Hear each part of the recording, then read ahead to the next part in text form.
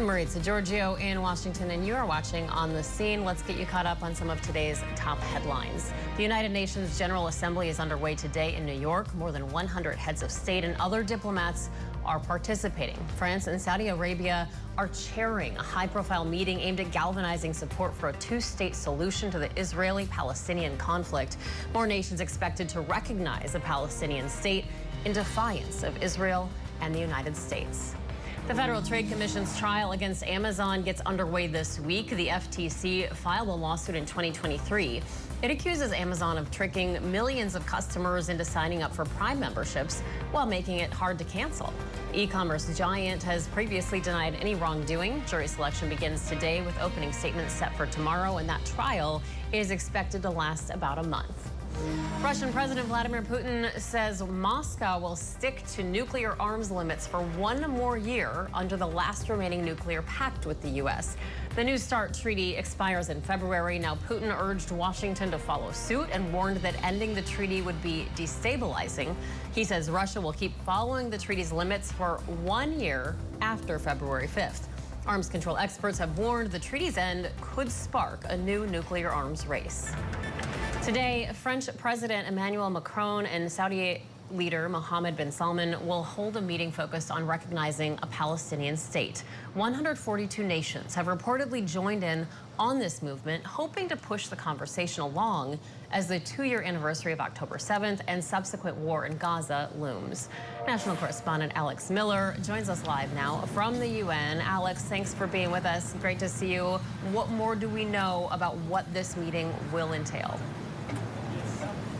Well, Maritza, Macron will be the one spearheading this meeting. He has really taken that front seat on this issue, particularly over the summer months. And he has said, even just yesterday in a statement video that he put out on X, that Palestine, he says, needs to be demilitarized. And the current iteration of what we see is Gaza is not going to be sufficient for a future Palestinian state. He says Hamas is not going to lead a future Palestinian state, and neither is the Palestinian Authority in the current iteration. Now, this meeting, obviously, one that has been highly watched since Macron announced that this is something that he wanted to do.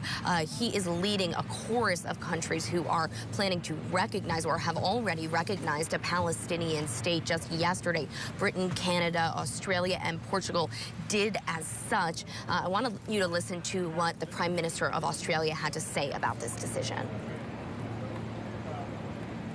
This is the best chance. When you have anti-Semites, people who make a confusion between the situation in the Middle East and the Jews in France, it puts Jews here in danger. And, you know, the vast majority of the anti-Semitic attacks in France over the last 2 years have been justified by their perpetrators by the issue of Gaza.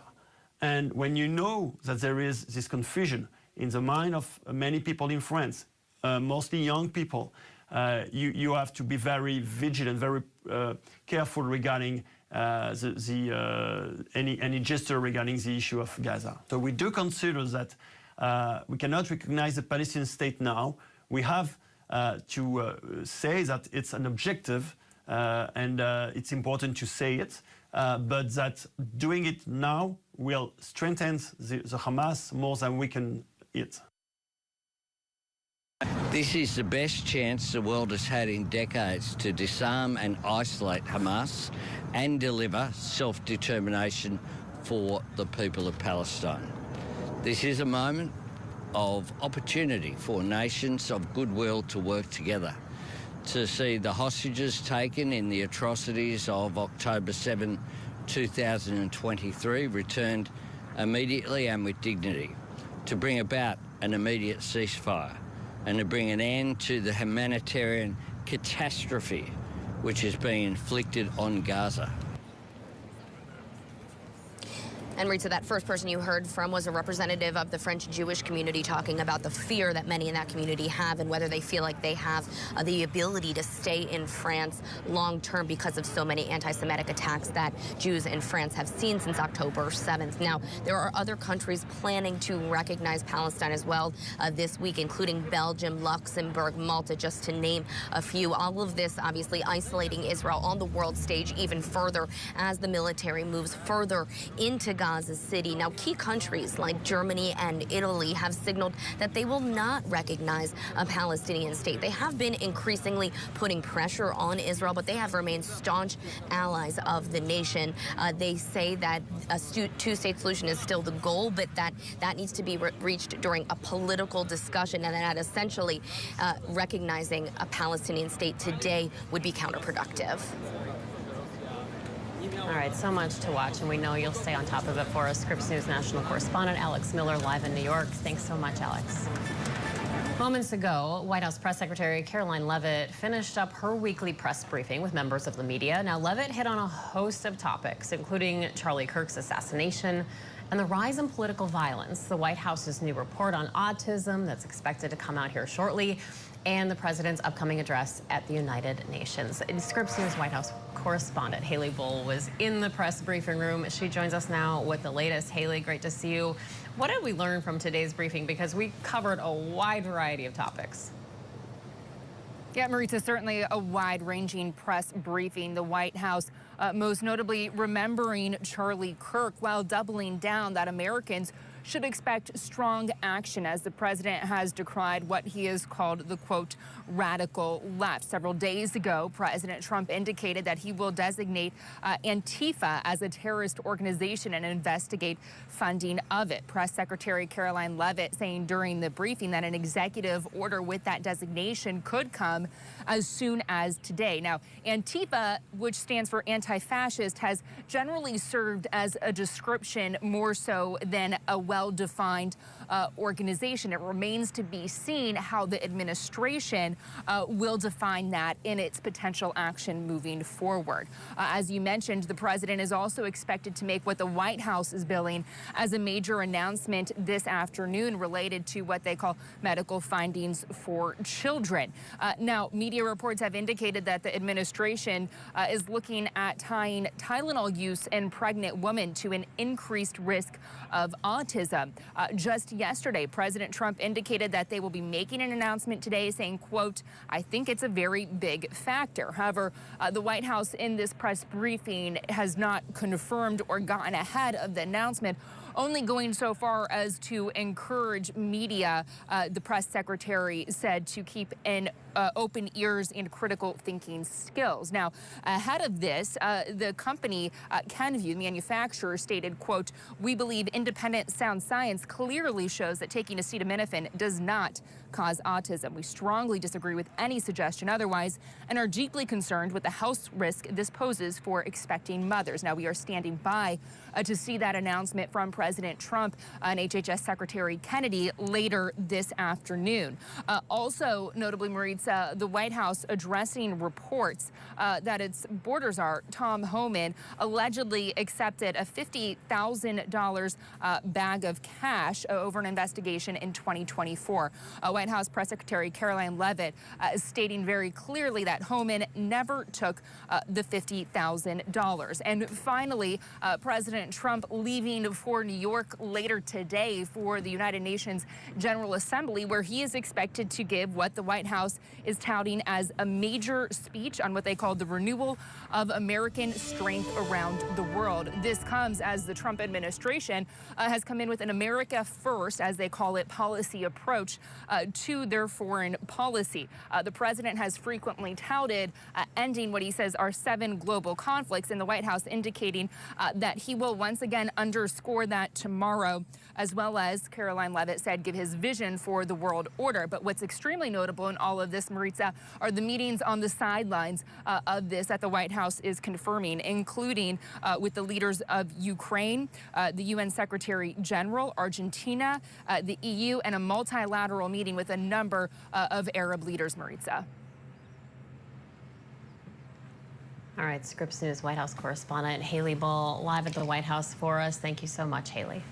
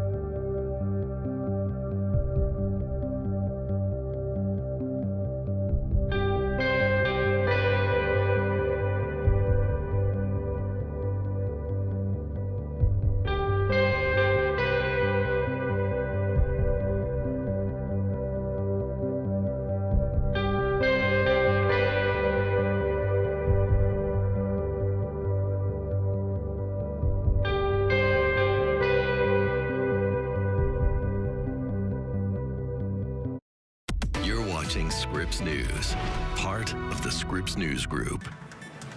I'm I-Team investigator Adam Walser.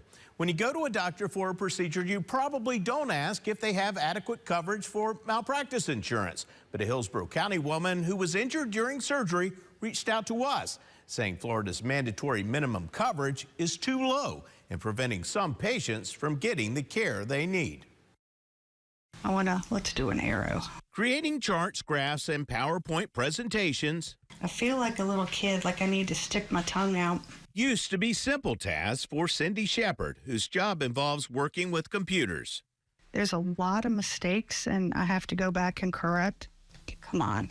She now has to operate her mouse with her non-dominant left hand and has numbness and pain when she types. What hurts typing with this hand right now the most is the sensitivity from the nerve damage. Cindy went to an orthopedic surgeon after developing arthritis in her right thumb from years of needlework.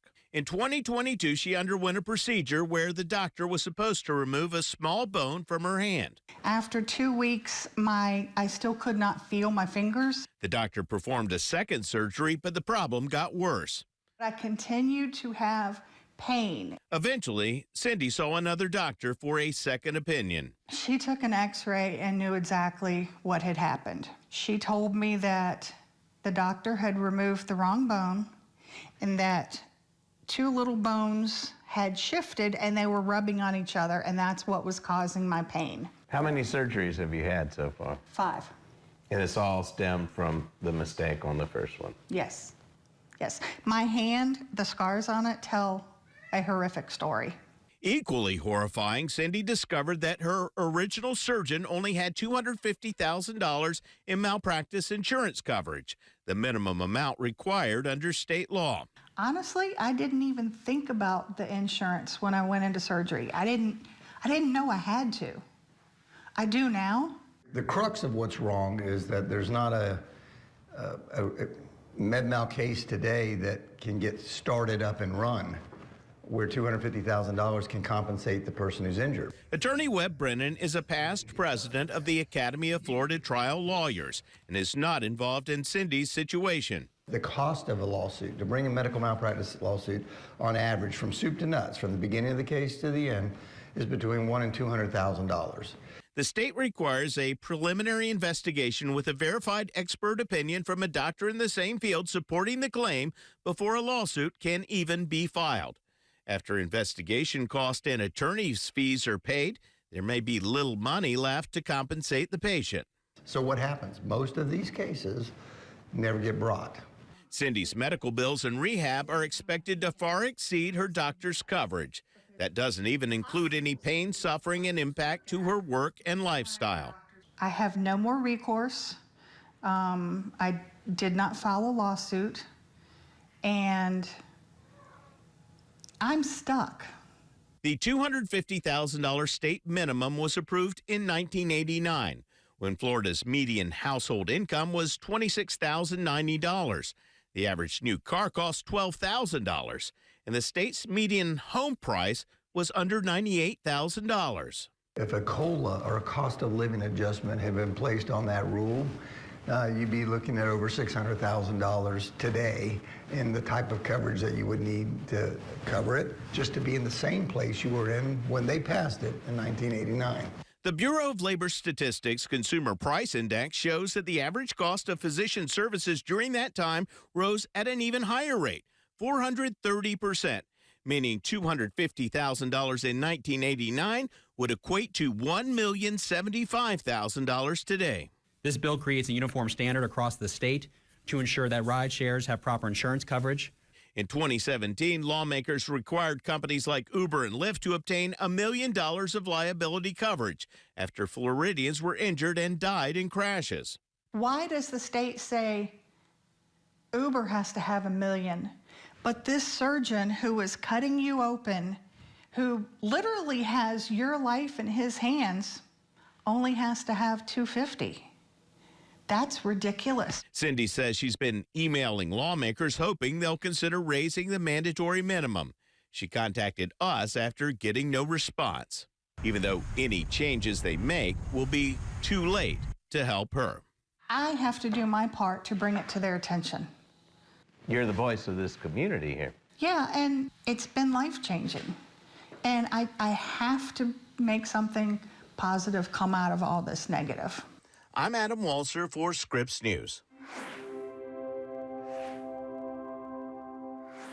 Two friends were traveling on State Route 88 this weekend when their car went off a cliff. Both of them miraculously surviving. I'm Adam Klepp speaking to one of their moms who now wants safety improvements for this road. A helicopter rescue in the Tonto National Forest. These videos taken by Lenny Marshall, who was driving by, then stepped in to help. The crash happened Sunday morning near Tortilla Flat. 19-year-old Madison Davis and 21-year-old Andrew Nelson were heading back from watching the sunrise. But he was familiar with the drive, and he was careful with the drive. Despite tumbling down more than 350 feet, they somehow survived. I mean, looking at the video or the photos of the car, and I don't even know. I don't know how my son walked away. Along State Route 88 are reminders that other drivers were not so lucky. Now that her son Andrew is home from the hospital, Valley mom Amber Nelson is pushing for change here on State Route 88. Parts of the road have guardrails, but most areas do not. Nelson started a Change.org petition to put guardrails on the road. This can be prevented. It's stupid that there's not anything in place at this point. But ADOT says State Route 88 is designated as a historic roadway, making changes difficult to make. I've been told several times already, nothing's going to happen. They're not going to put up guardrails. Well, guess what? I'm going to get really loud and I don't really care. Like, I'm not just going to stop because you're telling me they're not going to do it. Clearly, there's an issue. Clearly, it's dangerous. Also on Sunday, just hours later, AZ DPS responded to a rollover crash in the same area of SR 88. This driver did not survive. Adam Klepp, Scripps News Group. Have mercy on higher education so that it might find refuge despite Senate Bill 1. University of Cincinnati students, faculty, and staff came together Wednesday to mourn the loss of what used to be the African American Cultural Resource Center. It was once home to ethnic programs and resources, the LGBTQ Center and Women's Center. I genuinely don't know if I would have made it through my freshman year without the support these spaces provided to me. The building, now known as the Cultural Center, sits with no sign. This comes after UC's President Neville Pinto sent a letter stating the university will comply with Senate Bill 1, banning DEI in state colleges and universities. To the student who told me that for the first time in their life, they felt comfortable to be themselves, and that gave them a reason to stay. They would not be here without these resources. Back in June, a funeral for academic freedom was held when the dismantling was announced. Dr. Eric Jenkins, a professor at UC, says he hopes it'll send a message to university leaders for what they call an overzealous enforcement of Senate Bill 1. Comply in the most minor way possible, right? You know, these politicians want to get involved on our campus, then make them come down here and enforce their own bill. Stop folding at the first sign of conflict. An alum shared remarks of disappointment after protesting 35 years ago for the center. A college that is afraid to stand up and give our children the real knowledge is not a college worthy of going to. Even though it feels like you're being targeted by the university, there's still people here for you, and there's still people who want to continue to give you these amazing events and educational opportunities. In Cincinnati, Deja Gross, Scripps News.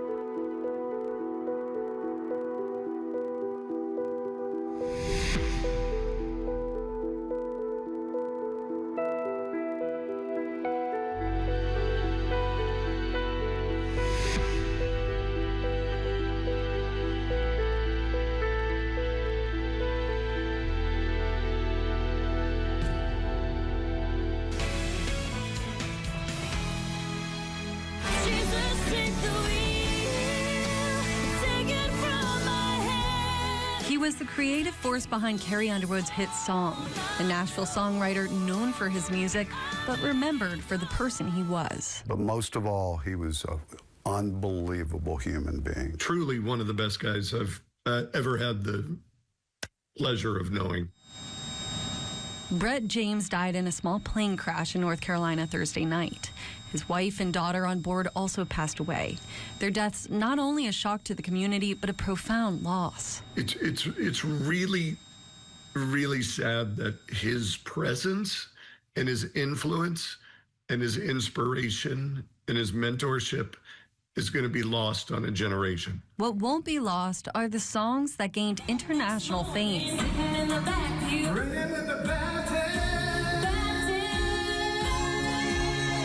James cranked out 27 #1 hits, including anthems for Carrie Underwood, Kelly Clarkson, and Kenny Chesney. He was one of the greatest songwriters ever, anywhere, in any language, in any era. One of the best songwriter advocates. The most interesting man in the world, we call him. The most interesting man in the world was in the Nashville Songwriters Hall of Fame. He mentored up-and-coming artists, and he worked through the Nashville Songwriters Association to fight for musicians' rights and fair pay, something that was near and dear to his heart. Brett personified what this music community is all about. He personified grace. He personified expertise. He personified humanity. And his good friend Stormy Warren would add humility to that list. He cared more about songwriting than being the songwriter having success. And just like his songs, this songwriter will live on. One summer night in a dime store dress. Nikki Hauser, Scripps News Group. After the break, a live look at today's top stories.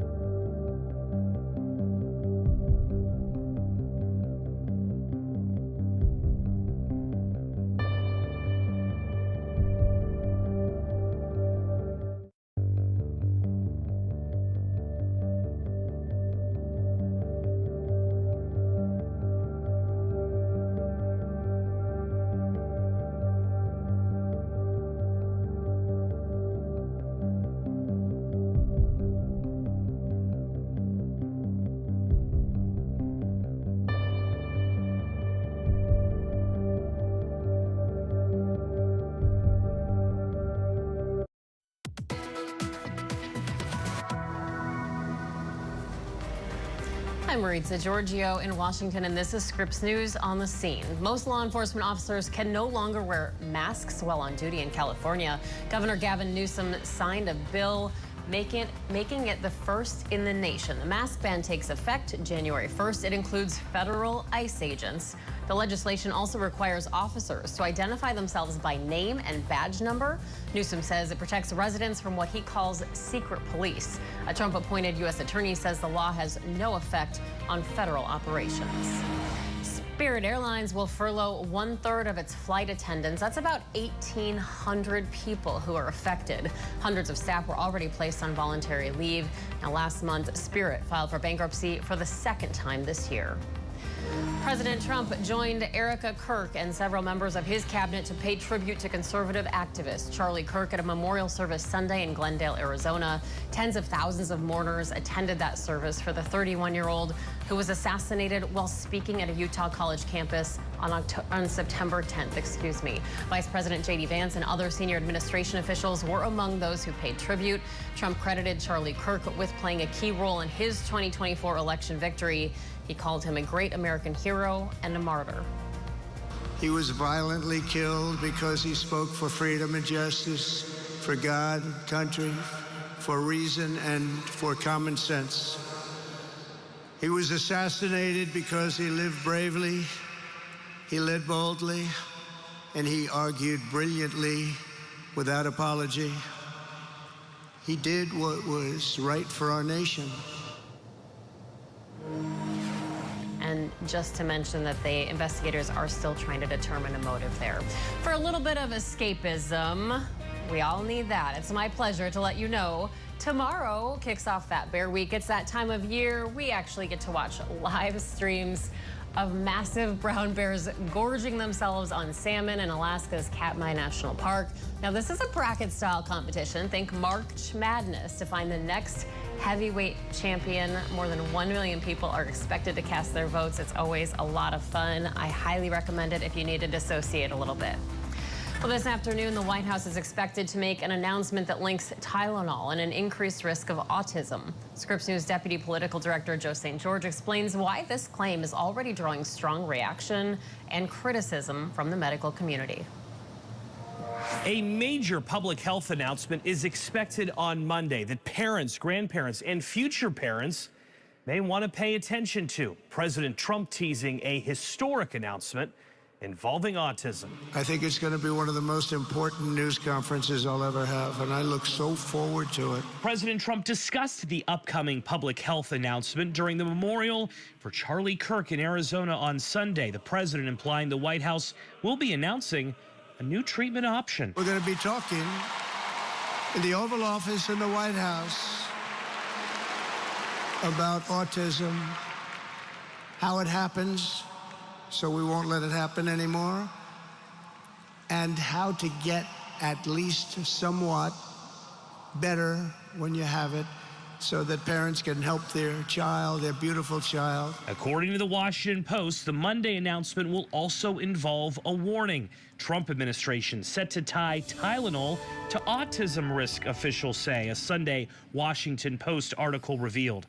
In response to the pending announcement, the makers of Tylenol tell the Scripps News Group, quote, "We believe independent sound science clearly shows that taking acetaminophen does not cause autism. We strongly disagree with any suggestion otherwise and are deeply concerned with the health risk this poses for expecting mothers." Secretary of Health and Human Services Robert F. Kennedy Jr.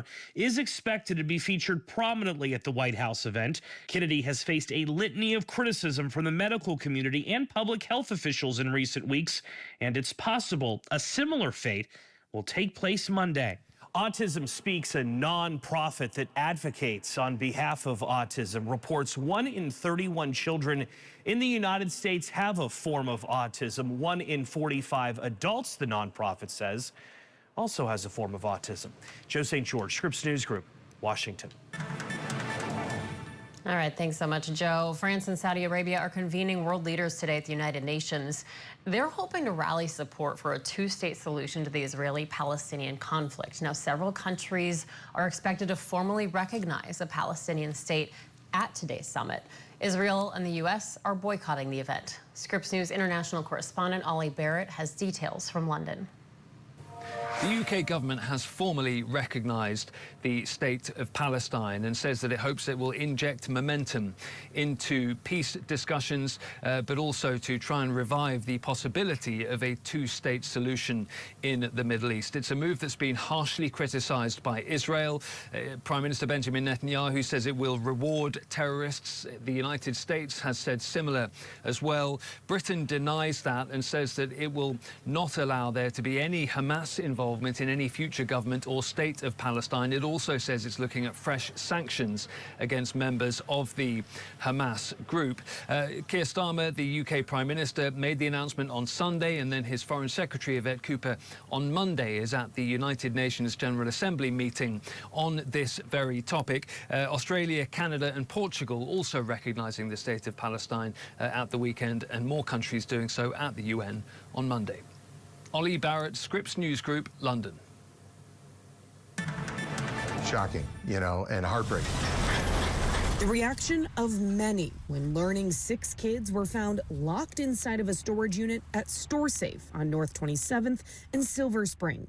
A criminal complaint details someone at StoreSafe heard a baby crying inside a locked unit Tuesday morning around 1:30 and called 911. Police say when they got there, they had to cut open a padlock to get the unit open. Inside, a shocking scene, according to a criminal complaint. A deteriorated couch, a mattress with no sheets, a bucket filled with urine, and 6 kids, ages 2 months old to 9 years old. Detectives say the children told them they'd been sleeping there for months. Their parents, Charles Dupriest and Asia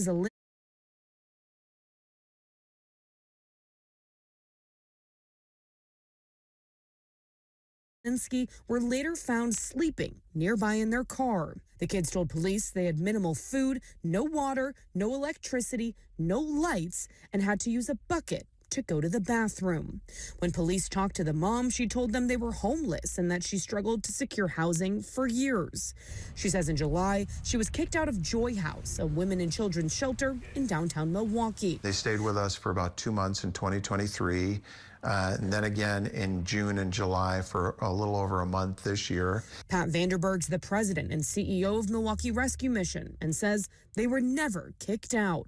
He says before Zelensky and her kids left in July, Joy House and another organization were able to secure the family permanent housing. Is this how you're finding out that this family was never made it to the permanent home that you guys had made? This is how we're finding out. Our assumption in July was that we knew from mom and other sources, we knew that they had lined up permanent housing. Now we're hearing this, and again, mystery to us, how it went sideways. You guys were providing help.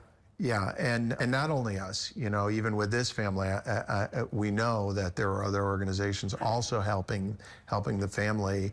Some of the situations are just there's so many dynamics that enter in to people that are experiencing crisis. The kids are now under the care of Child Protective Services. I'm Jenna Ray for Scripps News Group. A Friday filing in the United States Supreme Court, 41 pages asking for one thing. U.S. passports only have 2 genders. This has been since the very beginning an attack to LGBT identities. That's Max Desposi, who's the executive director and founder of the North County LGBTQ Resource Center. I spoke with him about the Trump administration's ask of the highest court in the land. We're talking about 1% of the population that doesn't make our current administration sleep overnight. I'll explain how we got here. As of today, it will henceforth be the official policy of the United States government that there are only 2 genders, male and female. That proclamation from President Donald Trump's inauguration speech became an executive order. It applied to those looking to change their genders on their passports, too. In June, a federal judge ruled against the policy, preventing people from marking the X gender or the gender they identify with on their passport. I spoke with a transgender man who navigated getting a new passport with the executive order and the federal judge's ruling. My passport, my name was changed, but my gender was not changed. So it states my legal name, Orion Hodge, but does not state the correct pronouns or gender. with this ruling, I just there's a little bit of hope for me. I also asked him in June how he would react to an appeal to the federal judge's ruling. It could be taken away that fast, as fast as the ruling was made. And that scares me as well, and that's part of my exhaustion. Fast forward to Friday, the Supreme Court filing from the government that the Supreme Court overturned the lower court's ruling and make two-gender passports the law of the land. There is no data that show us how, having an X on your passport respecting the gender identity of Americans that are traveling is problematic. There is nothing that goes in that direction. Ryan Hill, Scripps News Group. There has been so much attention on Governor Andy Beshear and whether he is going to run for president. But it turns out he is not the only Kentuckian eyeing the White House. Senator Rand Paul says he's considering running too. Paul made it clear he's not ready to commit to anything just yet, but he believes there's no one really advocating for trade and against tariffs. Within the Republican Party and really within the political sphere, there needs to be somebody that believes trade is good and that trade makes us rich. Paul has continued to break with President Donald Trump on the issue of tariffs, which are one of the president's key priorities during his second term. Paul repeatedly speaks out against tariffs, saying they're ultimately a tax on the people. And he says instead of looking at goods from other countries as a ripoff, American leaders need to accept that cheaper goods leave everyday Americans with more cash. And that is the issue that's making him consider a presidential run. There's not that many voices for that argument, so I do want to fill that vacuum. Whether that's running for president or not, we'll know more as it gets closer. Now, if Paul does end up running for president, it wouldn't be his first time doing so. In 2016, he ran for president as well, dropped out, and then pivoted to run for re-election for the Senate. Carolina Buchek, Scripps News Group. It's College Savings Month. I'm Meryl Hubbard on UW-Milwaukee's campus talking to students about the cost of higher education.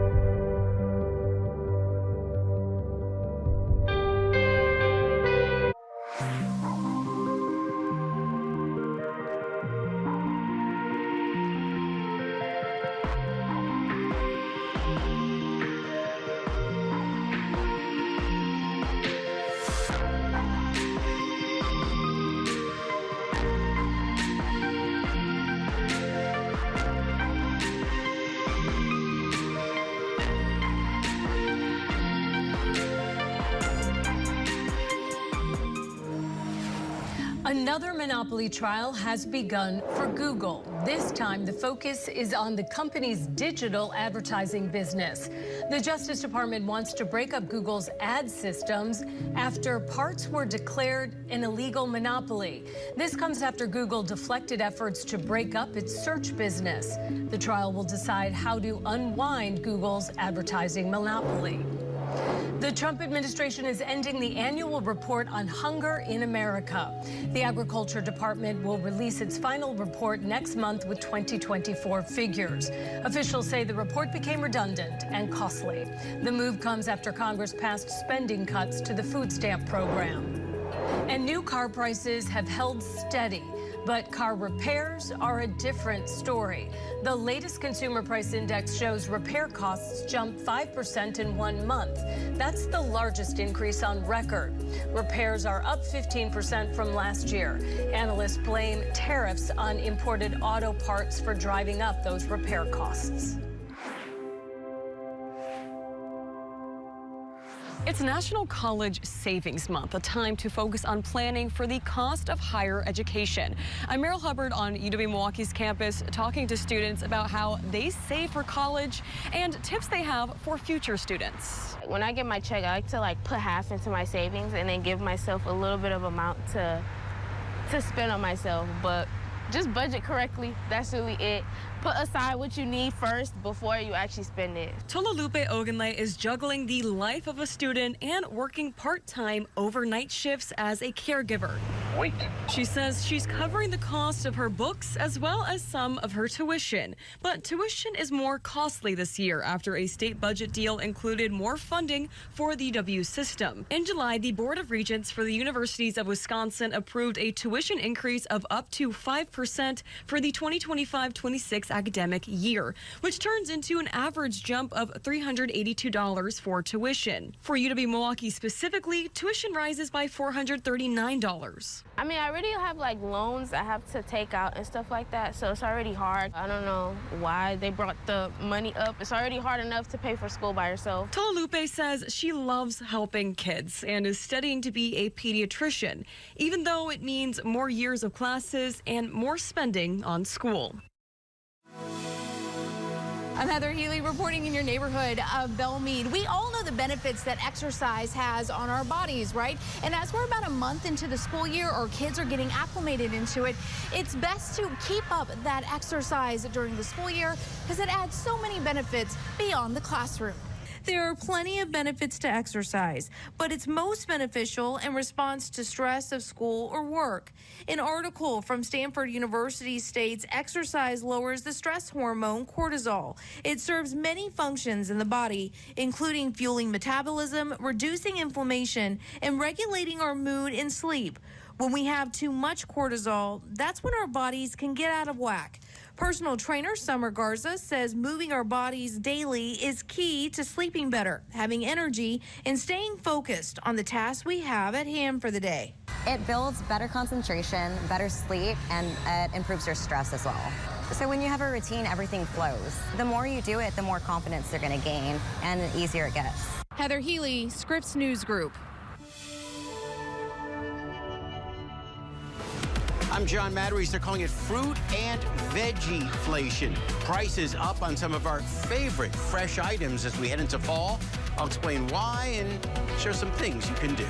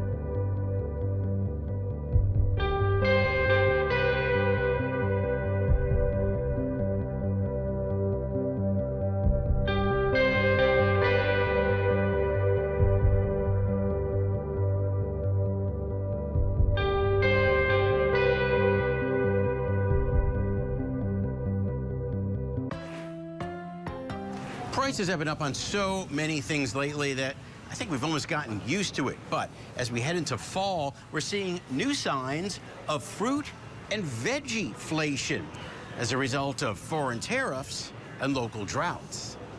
Tomato? Jesse Nickerson stopped by this produce stand. Weigh it out there, dear. After being stunned by prices at her organic grocery store. Over $2 for one tomato. That was a little bit steep for me.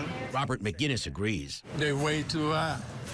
Here at Roth Produce, Michael Guintini says he's fighting fruit and veggieflation the best he can. He stopped selling asparagus after tariffs sent prices on Mexican asparagus soaring. For me to make any money off it, I'd have to charge almost $8 a pound, and I can't do that. Same with imported berries. Blueberries, blackberries. And he's given up on Honeycrisp apples. Well, Honeycrisp are always expensive. The popular Honeycrisp is much more labor-intensive, according to Amritha Basin, a CEO in the retail tech space. And they have to be hand-picked because those apples are higher maintenance and they tend to bruise more easily. Apple prices overall are up nearly 10% compared to last year. To save on produce, Basin says swap for a canned or frozen option. She also suggests shopping for discounted produce that may be bruised or nearing its expiration date. For something like apples, try a less expensive variety, or take advantage of the season and do some apple picking yourself. Apple picking is a really unique activity where you are kind of supplying the labor, right? So prices are probably going to be higher than previous seasons, but they might still be lower than the grocery stores. Michael Guintini is hoping prices ease a bit once the fall harvests come in, but many shoppers are tightening their belts. I don't think they'll ever come down again, so you have to adjust. So you don't waste your money. John Mattery's Scripps News Group.